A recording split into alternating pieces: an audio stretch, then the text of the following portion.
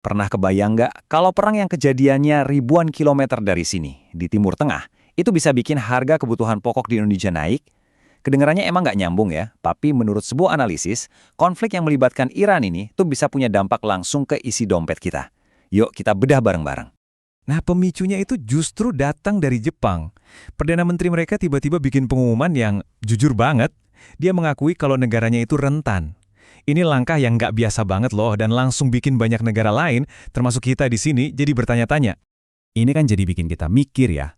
Kalau negara sekuat dan serapi Jepang aja sampai panik, sebetulnya apa sih yang mereka takutkan? Dan yang paling penting, kita di Indonesia perlu ikutan cemas juga nggak sih?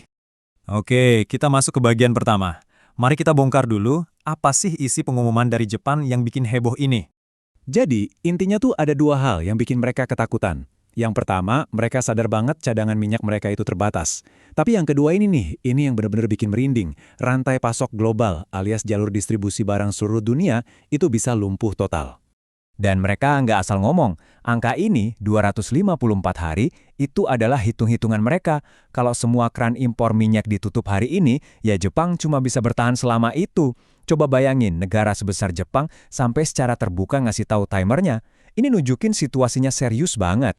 Angka Jepang tadi emang kedengaran serem ya, tapi gimana kalau kita coba bandingkan dengan negara lain? Termasuk ya, negara kita sendiri. Siap-siap ya, mari kita lihat datanya. Dan, wow, grafik ini nunjukin gambaran yang benar-benar bikin kaget. Jepang punya bantalan 254 hari. Australia yang katanya udah panik punya sekitar 33 hari. Dan Indonesia cuma 20 hari. Ini bedanya bukan lagi jauh ya, tapi udah kayak jurang. Coba dilihat Australia, cadangan mereka 33 hari, lebih dari sebulan loh. Tapi sumber ini bilang mereka udah panik setengah mati. Nah sekarang coba pikir, kalau mereka yang punya 33 hari aja panik, kita yang cuma punya 20 hari, harusnya gimana? Dan ini dia angka kita, 20 hari, nggak sampai 3 minggu. Dengan data sekeras ini, harusnya kan ada respons yang serius ya. Tapi apa yang terjadi di lapangan? Nah, disinilah menurut sumber ini letak ironisnya. Di satu sisi, datanya nunjukin kita cuma punya waktu 20 hari. Tapi di sisi lain, narasi yang sering kita dengar itu kan semua aman terkendali. Ada gap yang besar banget nih antara data dan pernyataan publik. Oke, ternyata masalahnya bukan cuma soal cadangan minyak kita yang tipis. Ada masalah kedua yang sama gedenya. Jalur pengiriman barang di seluruh dunia yang ternyata, rapuh banget. Kita lihat ya kenapa. Logikanya sebenarnya simple. Kapal-kapal kargo raksasa itu nggak berlayar non-stop dari satu benua ke benua lain. Mereka itu kayak bus antar kota, harus mampir di terminal-terminal besar, misalnya di Singapura dan Dubai, untuk bongkar muat barang. Nah, setiap pemberhentian ini itu penting banget dan saling nyambung. Dan disinilah titik lemahnya. Terminal super penting di Timur Tengah itu sekarang jadi zona perang. Kalau ada satu gangguan aja di sana, ini bukan cuma nunda satu kapal, tapi bisa bikin kemacetan global yang melumpuhkan perdagangan seluruh dunia. Oke, tadi kita udah bahas soal jalur pelayaran. Sekarang kita fokus ke masalah yang lebih spesifik lagi buat Indonesia. Ini bukan cuma soal dari mana kita dapat minyak, tapi juga soal jenis minyak apa yang kita butuhkan.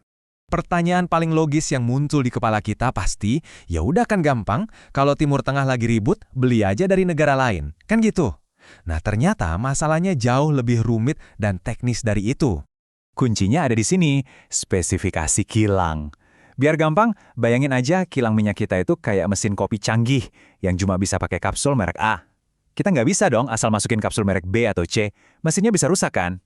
Nah, ini sama persis kayak minyak mentah. Kilang kita itu didesain khusus buat jenis minyak dari Timur Tengah. Inilah rintangannya satu persatu. Mau coba minyak dari Venezuela? Wah, kapsulnya nggak cocok sama mesin kita.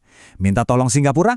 Ya jelas, di saat krisis mereka pasti utamain rakyatnya sendiri dulu lah. Rusia itu masalah politik, nggak bisa. Bahkan minyak dari Afrika pun katanya udah pernah dicoba. Dan ternyata nggak cocok juga. Jadi singkatnya kita itu kayak terkunci. Oke. Dari tadi kita ngomongin hal-hal teknis ya, soal cadangan, kilang, jalur kapal. Sekarang pertanyaannya, apa artinya ini semua buat kita? Buat saya dan Anda dalam kehidupan sehari-hari?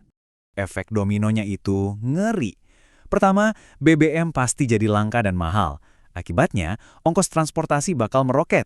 Terus, bisnis ekspor-impor bisa terpukul. Dan ujung-ujungnya, ya harga beras, cabai, telur di pasar dekat rumah kita itu bisa naik gila-gilaan. Dan mungkin ini perbandingan yang paling menohok. Soal dana darurat per orang. Jepang itu punya bantalan ekonomi 40 kali lebih tebal daripada kita. Jadi logikanya gini, kalau mereka yang kaya aja udah panik, gimana nasib kita yang bantalannya jauh lebih tipis ini? Daya tahan kita jelas jauh lebih rapuh. Nah, inilah kesimpulan pahit dari analisis ini. Di tengah semua ancaman yang nyata banget, cadangan tipis, jalur kapal rentan, ketergantungan teknis, kritiknya adalah di mana rencana besarnya, di mana strategi kita untuk bertahan sebagai sebuah bangsa. Jadi, semua pembahasan kita hari ini mengerucut ke satu pertanyaan terakhir. Di saat krisis benar-benar mengancam di depan mata, apakah sikap optimistis semua akan baik-baik saja itu bisa dianggap sebagai sebuah rencana?